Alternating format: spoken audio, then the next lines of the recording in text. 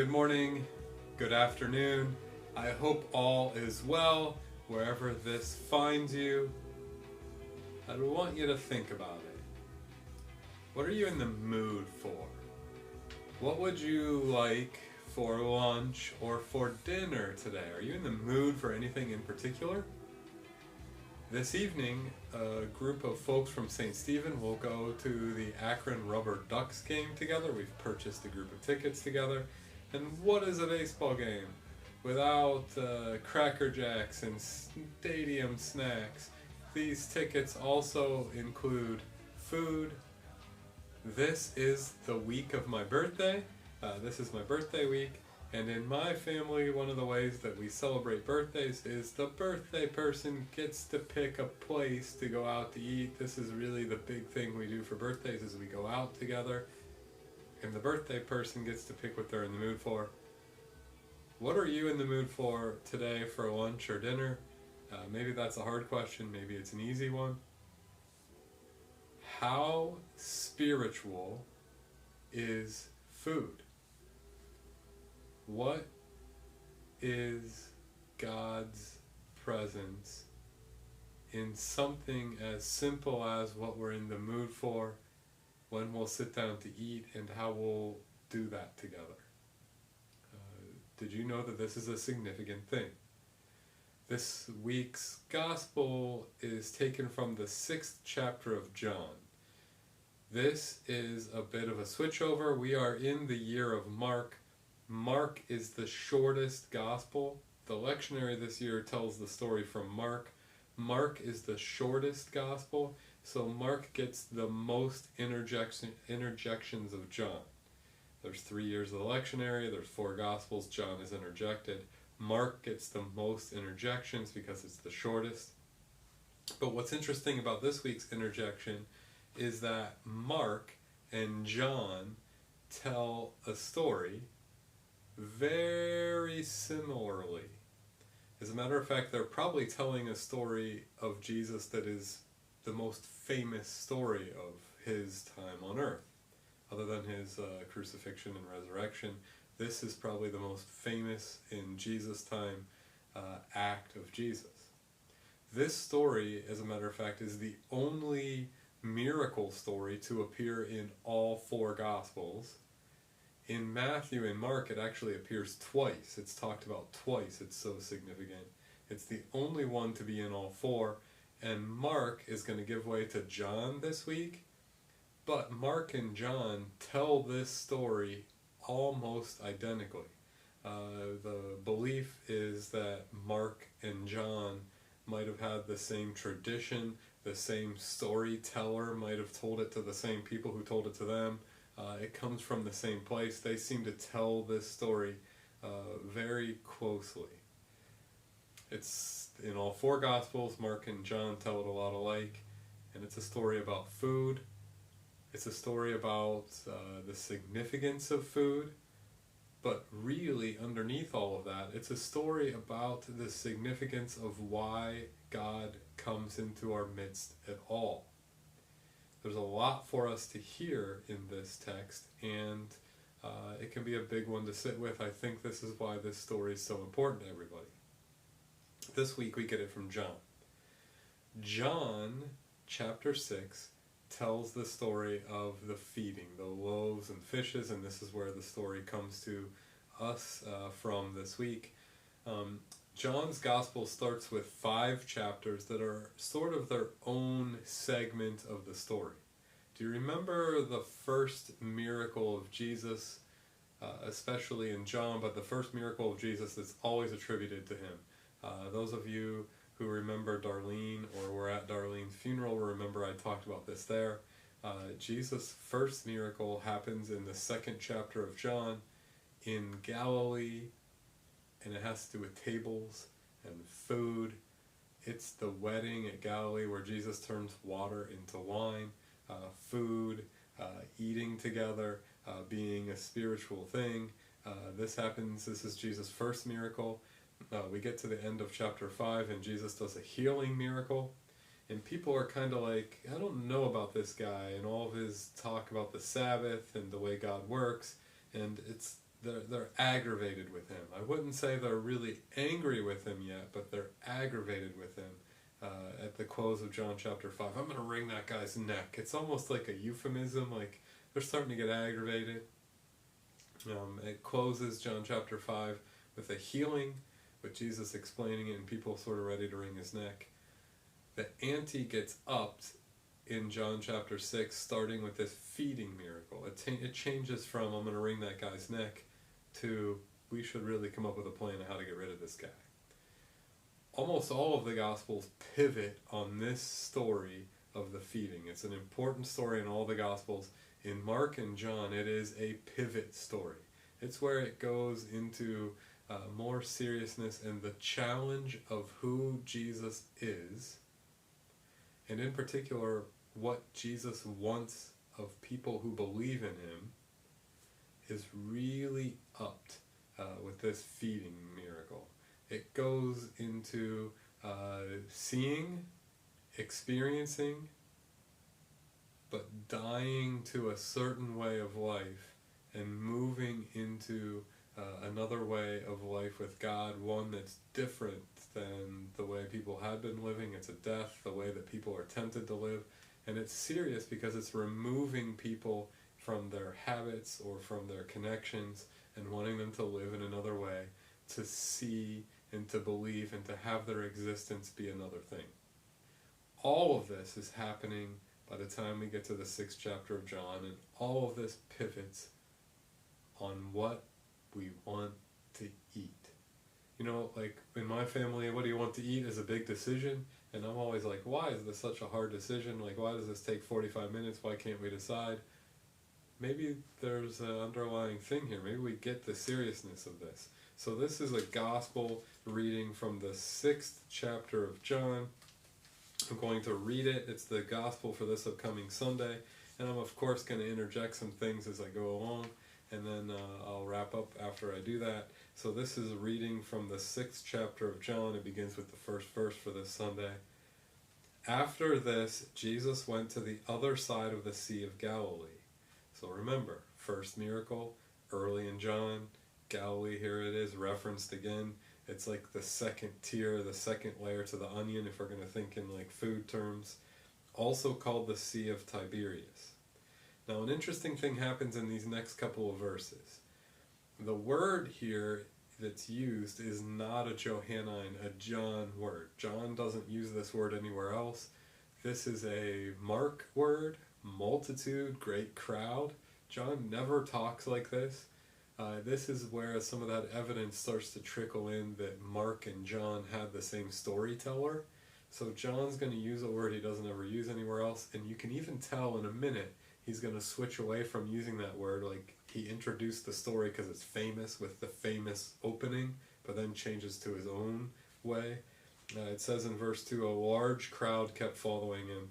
John never says the large crowd, multitude. He talks about people or something, but this is a different word for him. And they were following him in verse 2 because they saw the signs that he was doing for the sick. John does talk about signs a lot. And the deal there is not just seeing, not just eating, not just being provided for, but living in a totally different way, which I'll talk more about here in a second. So it says in verse 3 that Jesus went up the mountain and sat down there with his disciples. Now the Passover, the festival of the Jews, was near. A table festival, by the way. Food festival. And it's summertime, so there's festivals everywhere. Food is a big part of those. Going up a mountain is significant in the Bible, that you're going up closer to God. In verse 5, when he looked up and saw a large crowd. So here's that word again that John doesn't use a lot. He only uses it here twice, and then he's going to change away from it.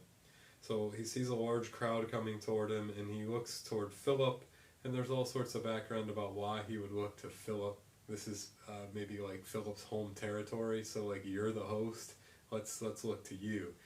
You know the good restaurants around here, Philip. So where are we to buy bread for these people to eat?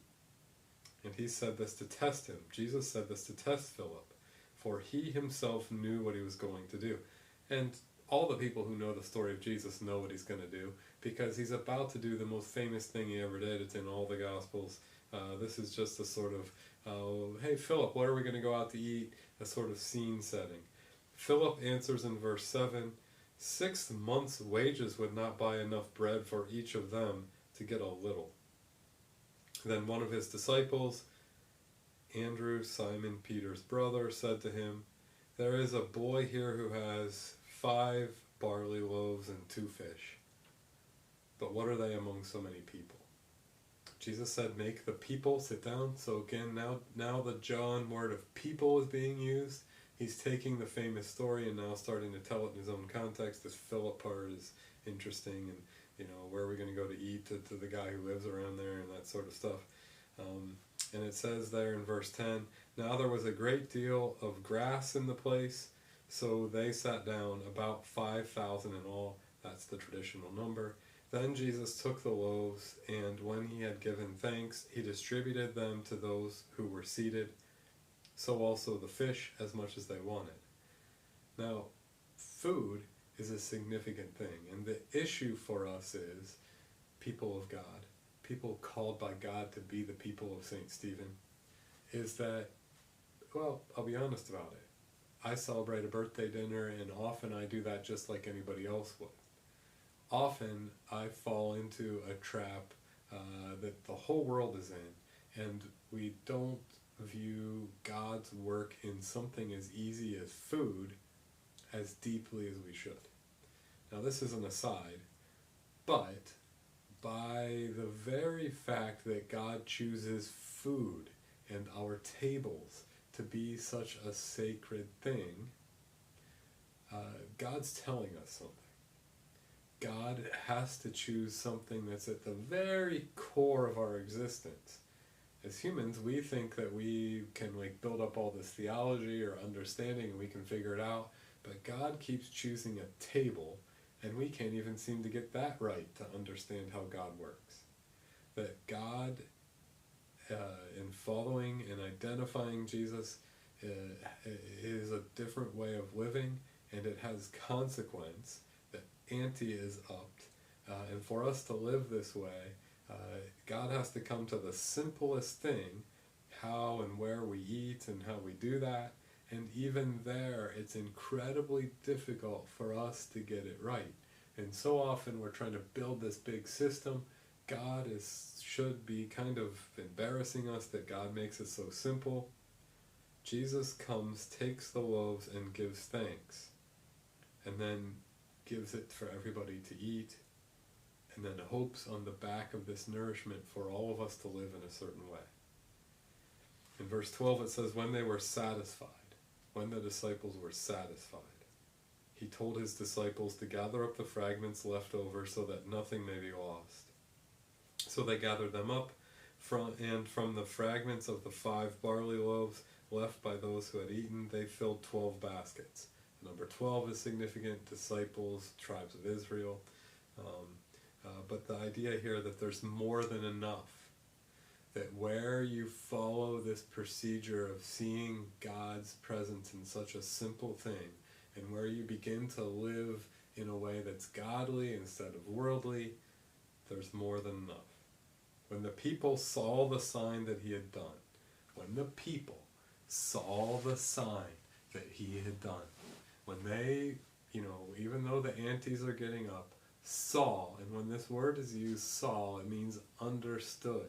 When they began to really have their eyes opened, right? They began to say, this is indeed the prophet who has come into the world.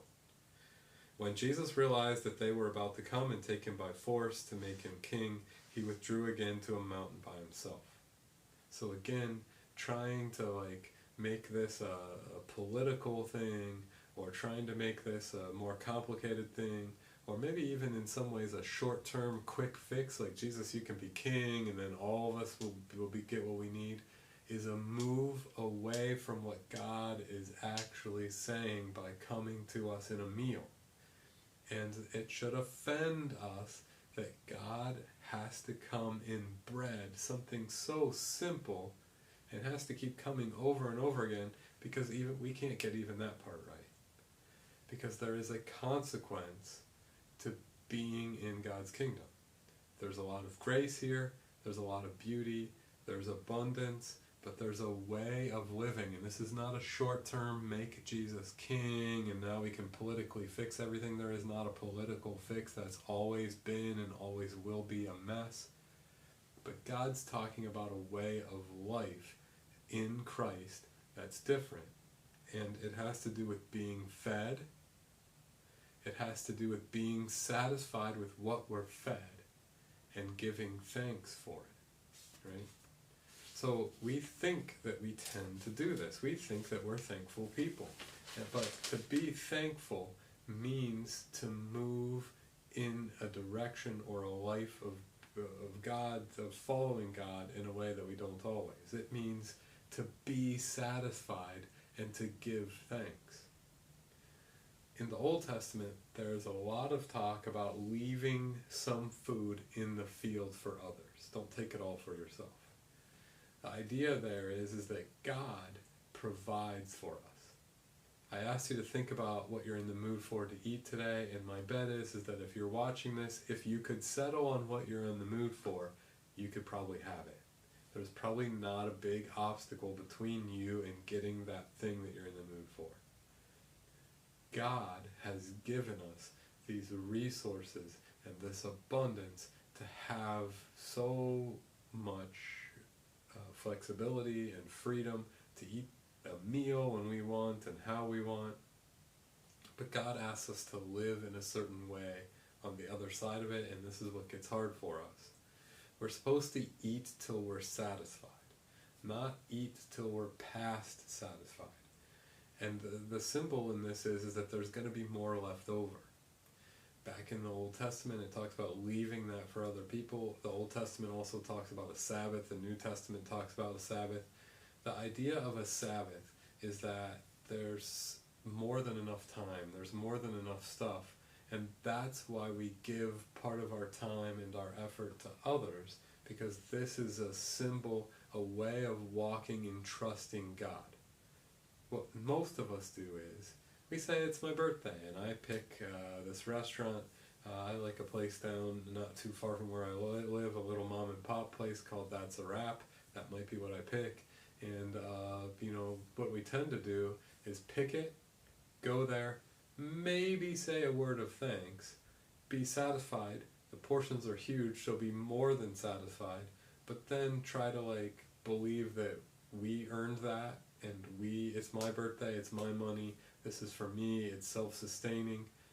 Very seldom do we live into a place where we trust that God is who gives us this, and that God will continue to give us this, and that it's a eating from God's hand and being happy and thrilled about that, giving thanks, and the way that we give thanks is that we live our lives in a way that trusts that God will feed us tomorrow, and because God will feed us tomorrow, there's room to take care of other people and give things to other people, instead of going and making more money so I can eat a more fancy dinner for myself that's self-contained. I'm happy with what I have. I am respectful by giving thanks of where that came from, and I really live into it when I not only eat it and am thankful for it, but understand that nourishment is nourishment now and energy that I can expend on other people, and in knowing that God will continue to give food to me and give me another day to eat at another restaurant or at home. I have the energy or the ability to not just keep worrying about this self-sustaining system, but to share and to give out of God's abundance. This is a different way of life. Jesus is asking us to live in connection with others, people who are not like us, who make those decisions that drive us nuts, but we still love them, we still care for them. And it's asking us to not see ourselves as eating, satisfying, over-satisfying, and then trying to get more so we can eat more. and making it about ourselves and what we can figure out and how smart we are, but in living in a totally different way. And by the way, this way will get you in trouble. Wanting to care for somebody else who doesn't make good decisions gets you in trouble. Someone will say, well, why should we take care of them? Why should we do that? They didn't do that right. It's a complex way of living. And all of this is down into food.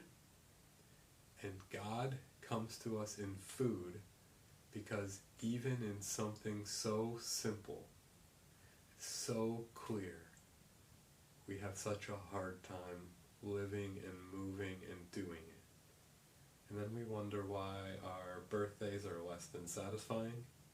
We wonder why we are less than filled spiritually, because we've separated out the act of eating from the act of being made holy and living as God would want us to. All of this, and so much more, is packed into the 6th chapter of John, and I've just hit the iceberg here. But to prepare for Sunday is to pray about where, in even the most simple things, like where you eat, your life can be transformed from consumer to trusting in God and being dependent on God, because that's where abundance, that's where peace with the world around you, that's where proper connection to creation comes from. Tonight I'm going to be at the Rubber Ducks game, and I'm bound to eat. But what's more important is that we're doing that as a community and with a stadium full of people. And maybe there's some place in there to see God's kingdom, and that's what God's telling us by this feeding. This week I'll go out to my birthday meal, and maybe that's a place to be fed, to be satisfied, not over-satisfied, but satisfied just to the point that we need, not these huge portions, but the amount that I need. And to take from that satisfaction a reminder that God has brought me through another year, has brought you through another difficult, hard last year, and brought us to a place where we trust and live and speak and act might be a little differently. It might be hard to do that in relationship to other people and to give but that's where we find a certain joy and peace, and where instead of living anxious lives, we live lives grounded in Christ. All of this is packed in this gospel.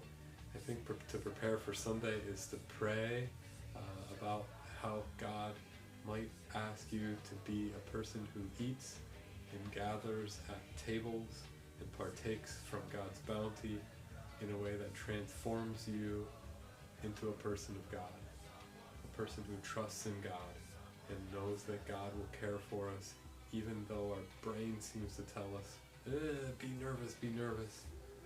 We take a breath, we take a deep bite, we enjoy it, and we live with it the way God would call us to. Maybe you can be prayerful about that, and we'll think about that more as we gather for worship this Sunday. See you soon. Stay safe. I hope you enjoy lunch and dinner, and I hope in it you know that it's a spiritual practice to eat and to eat well. Amen.